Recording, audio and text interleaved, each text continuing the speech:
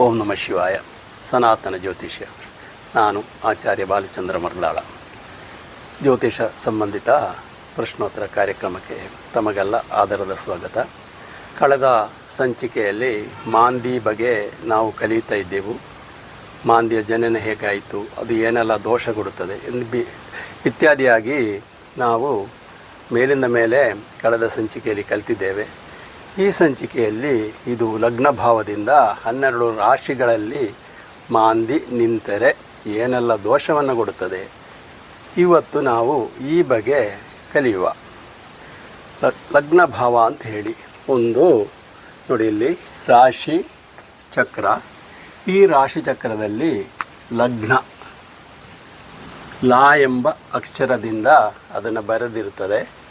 ಲಗ್ನ ಭಾವ ಅಂತೇಳಿ ಅಂದರೆ ಒಂದು ರಾಶಿ ಚಕ್ರದಲ್ಲಿ ಮೊದಲನೆಯ ಮನೆ, 1ನೇ ಮನೆ. ಇದನ್ನು ಲಾ ಎಂಬ ಅಕ್ಷರದಿಂದ ರಾಶಿ ಮಂಡಲದಲ್ಲಿ ಅಥವಾ ರಾಶಿ ಚಕ್ರದಲ್ಲಿ ಸೂಚಿಸಲ್ಪಡುತ್ತದೆ ಅಂತ ಹೇಳಿ. ಈಗ ಲಗ್ನ ಭಾವ ಅಂತ ಹೇಳಿ, ಲಗ್ನ ಭಾವದಿಂದ ನಾವು ಏನು ಅಂತ ಹೇಳಿದರೆ ತನುಭಾವ, ಶರೀರ, ಸೌಂದರ್ಯ, ಆರೋಗ್ಯದ ಬಗೆಯೆಲ್ಲ ಅಭ್ಯಾಸವನ್ನು ಮಾಡ್ತೇವೆ. ತನುಭಾವ ಅಂತ ಹೇಳೋದು ಅದಕ್ಕೆ. 1ನೆಯ ಮನೆ ಲಗ್ನ ಭಾವ, ಲಗ್ನ ಭಾವನ ತನುಭಾವ ನಮ್ಮ ದೈಹಿಕ ಶರೀರದ ಬಗ್ಗೆ ಪೂರ್ಣ ವಿವರಣೆಯನ್ನು ಕೊಡ್ತದೆ ಅಂತ ಹೇಳಿಯೋದು. ಅದರ ಬಗ್ಗೆ ನಾವು ಕಲಿಯುವ. ಈಗ ಏನು ಅಂತ ಹೇಳಿದರೆ ಲಗ್ನದ ಬಗ್ಗೆ ಮೇಲಿಂದ ಮೇಲೆ ನಿಮಗೆ ಒಂದು ವಿವರಣೆಯನ್ನು ಕೊಡ್ತೇನೆ. ಲಗ್ನ ಅಂತ ಹೇಳ್ತೀರಿ, ಆದರೆ ಲಗ್ನ ಅಂದರೆ ಏನು, ಲಗ್ನವನ್ನು ಹೇಗೆ, ಈ ಲಗ್ನ ಅಂದರೆ ಏನು ಅಂತ ಹೇಳಿದರೆ ನೋಡಿ, ಇಲ್ಲಿ ಒಂದು ವೃತ್ತಾಕಾರದಂತಹ ರಾಶಿಚಕ್ರ ಅಂತ ಹೇಳೋದು. ಆ್ಯಕ್ಚುಲ್ ಆಗಿ ರಾಶಿಚಕ್ರವು ವೃತ್ತಾಕಾರವಾಗಿರ್ತದೆ. ಅದು ನಮ್ಮ ಅನುಕೂಲಕ್ಕೋಸ್ಕರವಾಗಿ ನಾವೇನು ಮಾಡುತ್ತೇವೆ ಅಂತ ಹೇಳಿದರೆ ಅದನ್ನು ಚೌಕಾಕಾರದಲ್ಲೇ ಆಯ್ತವಾಗಿ ಬರೆದು ಅದರ ಫಲವನ್ನು ಹೇಳುತ್ತೇವೆ, ಸುಲಭ ಆಗಲಿಕ್ಕೆ, ಜನಸಾಮಾನ್ಯರಿಗೆ ಅರ್ಥವಾಗಲಿ ಅಂತ ಹೇಳಿ. ಇಲ್ಲಿ ವೃತ್ತಾಕಾರವಾಗಿರುವಂತಹ ಒಂದು ರಾಶಿ ಚಕ್ರ, ಅದು 360 ಡಿಗ್ರಿ ಇರ್ತದೆ. ಈ ರಾಶಿ ಚಕ್ರವನ್ನು ಸೂರ್ಯನಿಗೆ ಒಂದು ಸುತ್ತು ಬರಲು 1 ವರ್ಷ ಬೇಕಾಗ್ತದೆ ಅಂಥೇಳಿ, 1 ವರ್ಷ ತಗೊಳ್ತದೆ. ಹಾಗೆ ಇಲ್ಲಿ ಏನು ಅಂತ ಹೇಳಿದರೆ ಈ 360 ಡಿಗ್ರಿಯ ರಾಶಿ ಚಕ್ರದಲ್ಲಿ 30 ಡಿಗ್ರಿಯ 12 ರಾಶಿಗಳನ್ನು ಇಲ್ಲಿ ನಾವು ಕಾಣಬಹುದು. 30 ಡಿಗ್ರಿಯ 12 ರಾಶಿಗಳು. ಈ ಒಂದೊಂದು ರಾಶಿಯಲ್ಲಿ ಕೂಡ ಒಂದೊಂದು ರಾಶಿ ಕೂಡ 30 ಡಿಗ್ರಿ ಇರ್ತದೆ. ಈ ಒಂದೊಂದು ರಾಶಿಯಲ್ಲಿ ಕೂಡ ಸೂರ್ಯ 1 ತಿಂಗಳು ಇರ್ತಾನೆ ಅಂತೇಳಿ. ಹೆಚ್ಚು ಕಮ್ಮಿ, ಅದು ಕಮ್ಮಿ ಇರ್ಬೋದು, ಜಾಸ್ತಿ ಇರ್ಬೋದು. ಕೆಲವೊಂದು ತಿಂಗಳಲ್ಲಿ 31 ದಿವಸ ಇರ್ತದೆ, ಹಾಗೆಲ್ಲ. ಅಂದರೆ ಸರಾಸರಿ 30 ದಿವಸಗಳ ಹಾಗೆ ನಾವು ತಗೊಳ್ಳುವ ಅರ್ಥ ಆಗಲಿಕ್ಕೋಸ್ಕರವಾಗಿ ಇಲ್ಲಿ ಸೂರ್ಯ ಒಂದು ರಾಶಿಯಲ್ಲಿ 30 ದಿವಸ ಇರ್ತಾನೆ. ಇದು ನಿಮಗೆ ಅರ್ಥ ಆಗಿರ್ಬೋದು ಅಂತ ಭಾವಿಸಿದೆ. ಇಲ್ಲಿ ಏನು ಅಂತ ಹೇಳಿದರೆ ಸೂರ್ಯ ಈ ರಾಶಿಯಲ್ಲಿ ಪ್ರತಿ ತಿಂಗಳು ಒಂದು ರಾಶಿಯಲ್ಲಿ ಇರ್ತಾನೆ ಅಂತ ಹೇಳಿ. ಅಲ್ಲಿ ನಿಂತುಕೊಂಡು ಅವ ತನ್ನ ದೃಷ್ಟಿಯನ್ನು ಪ್ರತಿಯೊಂದು ರಾಶಿಗಳ ಮೇಲೆ ಬೀರುತ್ತಾ ಇರ್ತಾನೆ. ಅಂದರೆ 24 ಗಂಟೆಗಳಲ್ಲಿ ಇಡೀ ರಾಶಿ ಚಕ್ರವನ್ನು ನೋಡ್ತಾ ಬರ್ತಾನೆ ಅಂತೇಳಿ. ತನ್ನ ಕಿರಣವನ್ನು ಆ ರಾಶಿಗಳಿಗೆ ಬೀರ್ತಾನೆ ಒಂದು ನಿರ್ದಿಷ್ಟ ಸಮಯದಲ್ಲಿ. ಅದು ಉದಾಹರಣೆಗೆ ಮೇಷ ತಿಂಗಳು ಅಂತ ಇಟ್ಕೊಳ್ಳಿ. ಮೇಷ ರಾಶಿಯಲ್ಲಿ ಅವ 1 ತಿಂಗಳಿದ್ದಾಗ ಉದಾಹರಣೆಗೆ ಆವತ್ತಿನ ಸೂರ್ಯೋದಯ 6 ಗಂಟೆ ಅಂದಿಟ್ಟರೆ 2 ಗಂಟೆಗಳ ಕಾಲ ಈ ಮೇಷ ರಾಶಿಯಲ್ಲಿ ತನ್ನ ಕಿರಣವನ್ನು ಬೀರುತ್ತಾನೆ. ಅಲ್ಲಿ 1 ತಿಂಗಳು ಇರ್ತಾನೆ. ಹಾಗೆ 6ರಿಂದ 8 ಗಂಟೆಯವರೆಗೆ ಮೇಷರಾಶಿಯಲ್ಲಿ ತನ್ನ ಕಿರಣವನ್ನು ಬೀರಿದರೆ 8ರಿಂದ 10 ಗಂಟೆಗೆ ವೃಷಭ ರಾಶಿ, ಮತ್ತು 10ರಿಂದ 12 ಮಿಥುನ, 12ರಿಂದ 12 2 ಗಂಟೆಯವರೆಗೆ ಇಲ್ಲಿ ಕರ್ಕಾಟಕ. ಹೀಗೆ ಪ್ರತಿ ಒಂದು ರಾಶಿಯಲ್ಲಿ ಕೂಡ 2 ಗಂಟೆಗಳ ಕಾಲ ತನ್ನ ಅಂದಾಜಿದು ನಿಮಗೆ ಅರ್ಥ ಆಗಲಿಕ್ಕೋಸ್ಕರವಾಗಿ 2 ಗಂಟೆಗಳ ಕಾಲ ತನ್ನ ಕಿರಣವನ್ನು ಬೀರ್ತಾನೆ. ಹೀಗೆ ಸೂರ್ಯ ತನ್ನ ಕಿರಣವನ್ನು ಯಾವ ರಾಶಿಗೆ ಒಂದು ನಿರ್ದಿಷ್ಟ ಸಮಯದಲ್ಲಿ ಬೀರುತ್ತಾನೆ ಅದನ್ನೇ ಲಗ್ನ ಭಾವ ಅಂತ ಹೇಳೋದು.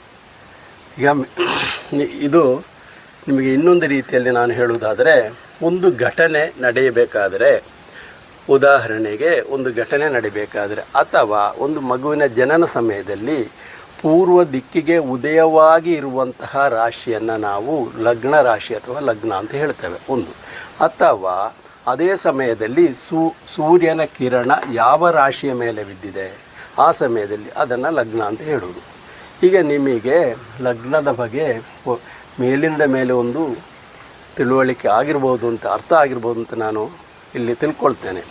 ಯಾಕೆಂತ ಹೇಳಿದರೆ ಲಗ್ನ ಭಾವ ಚಿಂತನೆ, ಲಗ್ನವನ್ನು ಕಂಡುಹಿಡಿಯುವಂಥದ್ದು ಶಾಸ್ತ್ರವಾಗಿ ತುಂಬ ದೊಡ್ಡ ಅಧ್ಯಾಯ. ಅದು ಗಣಿತ, ಜ್ಯೋತಿಷ ಶಾಸ್ತ್ರದಲ್ಲಿ ಬರುವಂಥ ಗಣಿತದ ಆಧಾರದ ಮೇಲೆ ಲಗ್ನ ಭಾವವನ್ನು ನಾವು ಕಂಡುಹಿಡಿಯುವಂಥದ್ದು. ಇದು ನಿಮಗೆ ಲಗ್ನದ ಬಗ್ಗೆ ಒಂದು ಚಿಕ್ಕ ವಿವರಣೆ ಅಷ್ಟೇ. ಇದು ನಿಮಗೆ ಲಗ್ನ ಅಂದರೆ ಏನು ಅಂತ ಗೊತ್ತಾಗಿರ್ಬೋದು ಅಂತ ನಾನು ಭಾವಿಸ್ತೇನೆ. ಇನ್ನು ಲಗ್ನ ಭಾವದಿಂದ ಜ್ಯೋತಿಷದಲ್ಲಿ ಅದು ತನುಭಾವ, ಶರೀರದ ಬಗ್ಗೆ ಹೇಳ್ತಿರುವಂಥದ್ದು.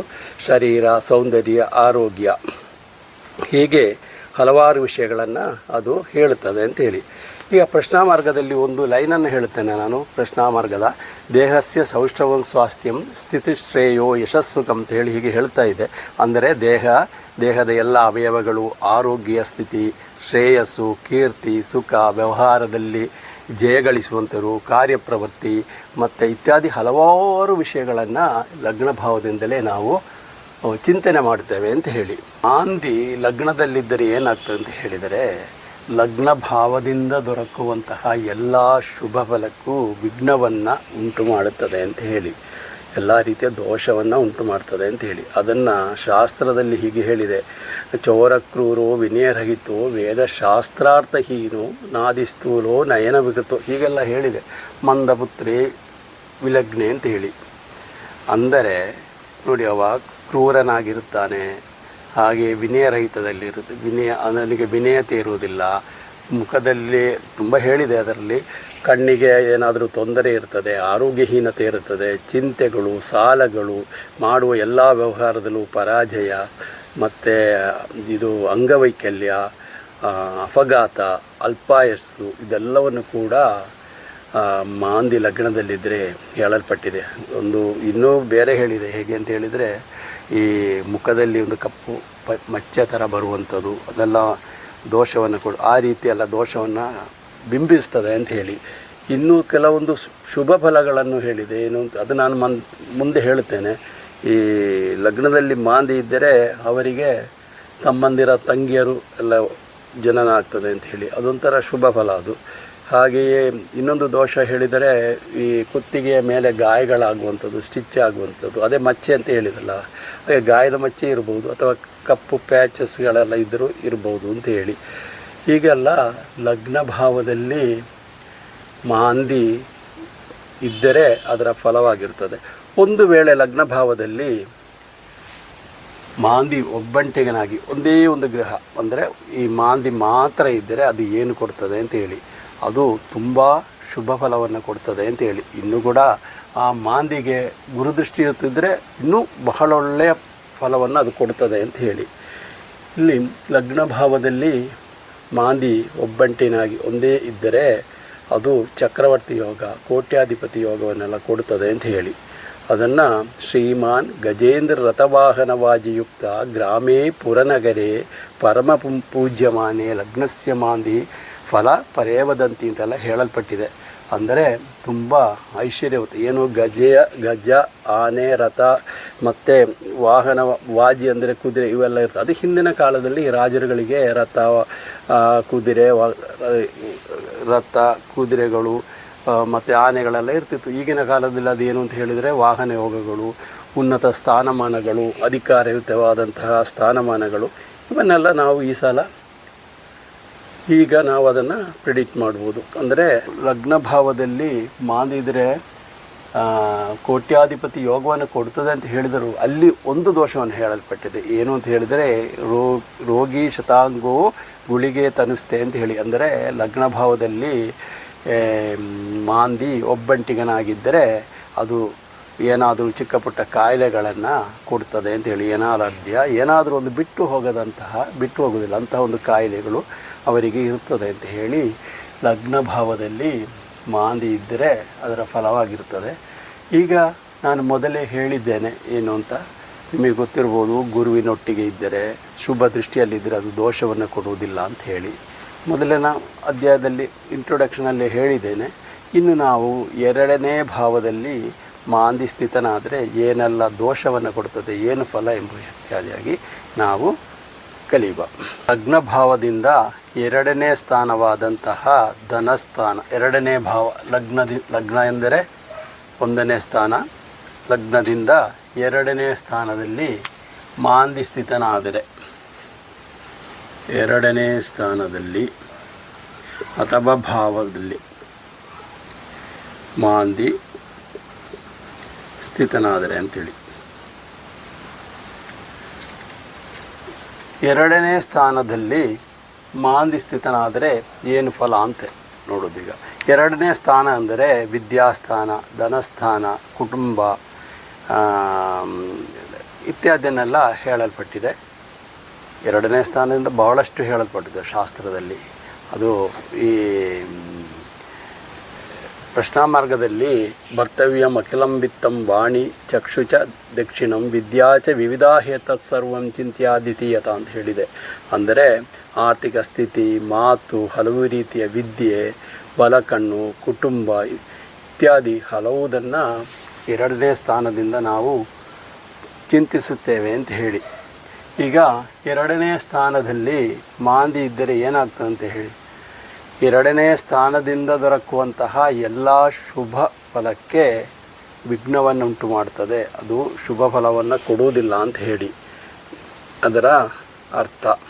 ಇನ್ನೂ ಏನು ಅಂತ ಹೇಳಿದರೆ, ಕೆಲವರಿಗೆ ಮಾತಾಡಲು ವಿಳಂಬ ಆಗುವುದು, ವಿದ್ಯೆ ಕಮ್ಮಿ ಇರುವಂಥದ್ದು, ಧನ ಕಮ್ಮಿ ಇರುವಂಥದ್ದು. ಧನ ಅಂದರೆ ಆರ್ಥಿಕ ಸ್ಥಿತಿ ಬಹಳ ಕಮ್ಮಿ ಇರುವುದು, ತನ್ನ ಊರು ತನ್ನ ಮನೆಯನ್ನೆಲ್ಲ ಬಿಟ್ಟು ಬೇರೆ ಊರಲ್ಲಿ ಹೋಗಿ ವಾಸಿಸುವವರು, ಮತ್ತು ಕಣ್ಣಿಗೆ ಬಲಕಣ್ಣಿಗೆ ಏನಾದರೂ ತೊಂದರೆ ಇರುವವರು, ಮತ್ತು ಮಾತಿನಿಂದ ಇನ್ನೊಬ್ಬರನ್ನು ನೋಯಿಸುವಂಥದ್ದು, ಒರಟಾಗಿ ಮಾತನಾಡುವವರು, ಇವರೆಲ್ಲ 2ನೇ ಸ್ಥಾನದಲ್ಲಿ ಮಾಂದಿ ಸ್ಥಿತನಾದರೆ ಅದರ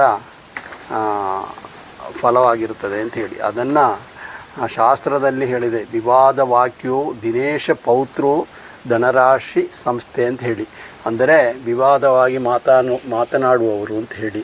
ಹಾಗೆ ದಿನೇಶ ಪೌತ್ರೆ ಅಂದರೆ, ದಿನೇಶ ಅಂದರೆ ರವಿ, ಸೂರ್ಯನ ಮಗನ ಮಗ, ಅಂದರೆ ಸೂರ್ಯನ ಮಗ ಶನಿ, ಶನಿಯ ಮಗ ಮಾಂದಿ ಅಂತೇಳಿ ಈ ರೀತಿ ಇಲ್ಲಿ ಅರ್ಥವನ್ನು ಹೇಳಲ್ಪಡ್ತದೆ.